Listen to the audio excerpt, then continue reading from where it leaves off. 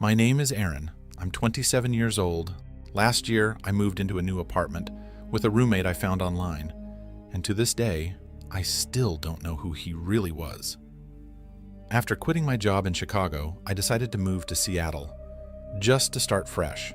I needed a break, but Seattle rent, it's brutal. So I started looking for shared housing through an app. Most of the replies were weird, unhinged. One guy even asked if I was okay living with 4 cats and his energy crystals. But then I came across someone who seemed normal. His name was Kyle, 30 years old, said he worked remotely in software development. Didn't smoke, didn't party, quiet, clean. Honestly, he sounded like the perfect roommate. We had a quick video call. He was polite, if a little awkward, and the next week, I moved in. It was a decent 2-bedroom apartment in an older building. Nothing fancy. Kyle was already living there, and my room was unfurnished, but it was clean. At first, everything was normal. We kept to ourselves, split the rent, didn't talk much. Honestly, most days we barely even crossed paths. But after a few weeks, I started noticing things. Kyle never left the apartment. Like, never. I'd leave for work at 8 in the morning, come back around 6 or 7 in the evening, and every single time he was there. Either sitting in the living room or inside his room with the door slightly open, but always, there. He told me he worked from home, but I never heard typing, never saw a headset, never saw him take a call. Just him, sitting, reading, staring at the wall, not watching anything, not listening to music, just sitting there, in silence. And his face, always blank, calm, empty. Still, I didn't want to judge. Not everyone's outgoing. Maybe he had anxiety. Maybe he was just introverted. Maybe he was going through something. But then, I started noticing small things in my room were wrong. My bag would be unzipped when I know I zipped it. Drawers slightly open. One day, my deodorant was gone, only to show up 2 days later in the bathroom cabinet. A place I never kept it. It was small, minor, but it started to mess with my head. I didn't want to accuse him of anything. I didn't have proof. So I started testing it. I took a small piece of tissue, folded it, and placed it in the corner of my doorframe before leaving for work. If someone opened the door, even slightly, the tissue would fall. That evening, it was gone. Next day, I tried again, this time with a single hair, carefully placed across the doorknob. Gone again. Someone was entering my room. I didn't have hard evidence, but my gut was screaming, and deep down, I knew exactly who it was. That night, I didn't sleep. I just laid in bed, staring at the ceiling. Next morning, I brought it up, casually. Hey, did you go into my room last night? I think I left the door unlocked or something. Kyle didn't even blink. He just said, no, why? I shrugged, tried to act relaxed. My stuff felt moved. He looked me dead in the eyes. Maybe you move things in your sleep. Then walked away. That same night, I stayed up, lights off, pretending to sleep. At exactly 2:40 a.m., I heard my bedroom door creak open. I stayed completely still, breathing slow, shallow. Footsteps, soft, careful. Then the sound of my desk drawer opening. My heart was pounding so loud, I thought he'd hear it. About a minute later, the footsteps retreated. The door clicked shut. Next morning, I checked the drawer. My passport was gone. I confronted him, calmly. Hey, Kyle, have you seen my passport? He didn't even flinch. No, why? Drawer was open this morning. He sipped his coffee. You sure you didn't misplace it? Same blank face, no emotion, no concern, nothing. Just testing me.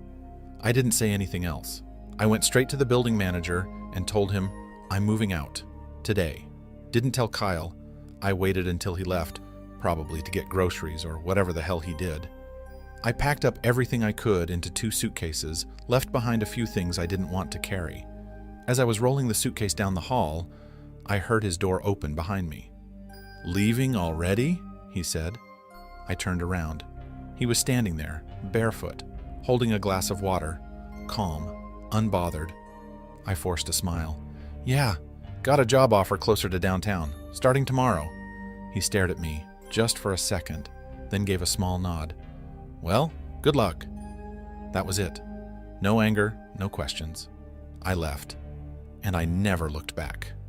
But that wasn't the end. 3 weeks later, I got a call from an unknown number.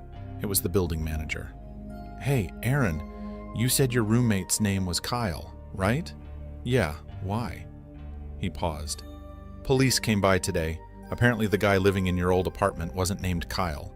My stomach dropped. His real name's Brent Keller. He's got a record, restraining orders, stalking, false identity, used someone else's ID to sign for a P.O. box in your building. I felt sick. What did he do? I asked. The manager's voice got quieter. They found a locked box in his room.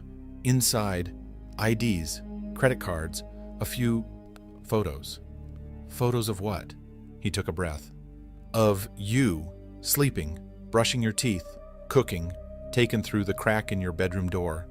Dozens of them. I gave the police everything I remembered, but they said Brent had vanished. No trace, no family, no trail. I moved again.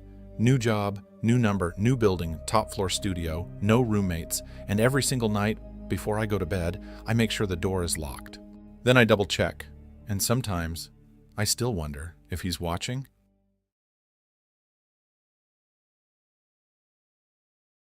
My name is Robin.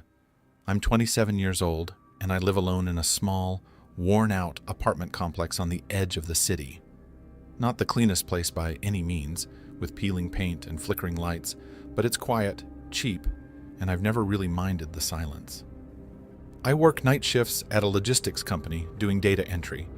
Boring stuff, repetitive and mindless, which means I spend my days sleeping while the world moves around me, and my nights working while the rest of the city shuts down and goes to bed. It's a rhythm I had gotten used to.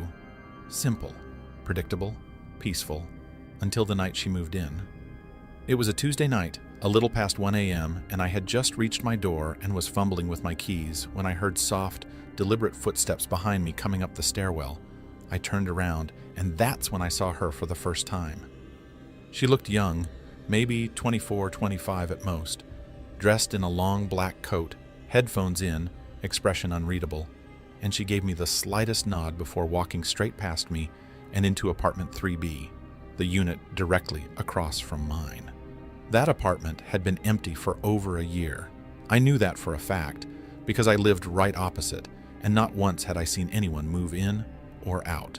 She didn't say anything else that night, and I didn't ask, but after that, I began seeing her more and more, always at odd hours, always coming and going quietly, dressed in the same kind of dark, oversized clothing, and never, not once, with anyone else. We didn't talk. Not until the night a package meant for her was mistakenly dropped off at my door. The label on the box read, Lamia S., and that was the first time I ever learned her name. I knocked on her door, and she opened it just a crack, took the package without meeting my eyes, muttered a quiet, thanks, and closed it again before I could say anything else. Over the following days, I couldn't help but notice how odd her presence was. She came and went at strange hours, sometimes disappearing for days, and sometimes returning just before dawn. And during the night, when I was home, I began hearing strange noises from her side of the hallway. Muffled voices, soft music playing and fading suddenly, drawers opening and slamming shut, sometimes once, sometimes multiple times in a row, but never loud enough to complain about, just enough to make you wonder. Then one night, I came home and saw a man standing outside her door. He looked to be in his late 30s, with a short beard and a nervous expression, like he couldn't decide whether to knock or just turn around and leave, and he had nothing with him. No tools, no delivery bag, no explanation for why he would be standing there. So I asked casually, "Hey, you looking for someone?"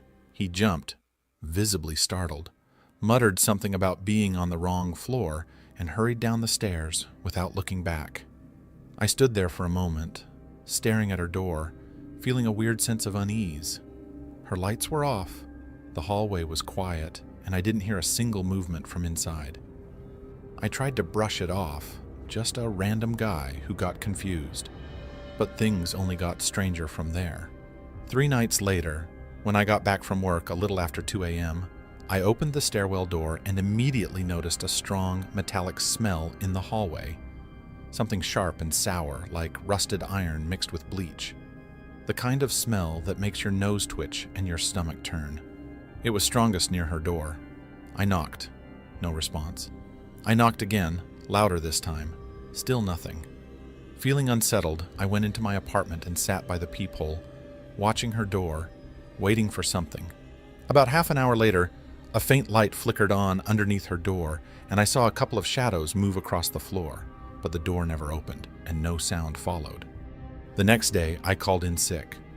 I told myself I just needed some rest, that maybe I was overthinking things, maybe I was being paranoid. But that night, everything changed. It was around 12:45 a.m., and I had just stepped inside my apartment, locked the door, and taken off my shoes when I heard a sudden, loud thud come from her apartment, like something heavy had crashed to the ground. And then, silence. I stood still for a moment, waiting to hear more, but there was nothing. Not a footstep, not a breath. I knocked on her door, once, then again, louder. Still nothing. I didn't know her well enough to call the cops, and I didn't want to look like some creep spying on his neighbor. But something in my gut told me that something was seriously wrong. So I did something incredibly stupid. Something I never thought I'd actually do. I picked the lock. It was a skill I had picked up from an old college roommate. Nothing serious, just messing around with cheap doorknobs and junk locks. I never thought I'd actually need to use it.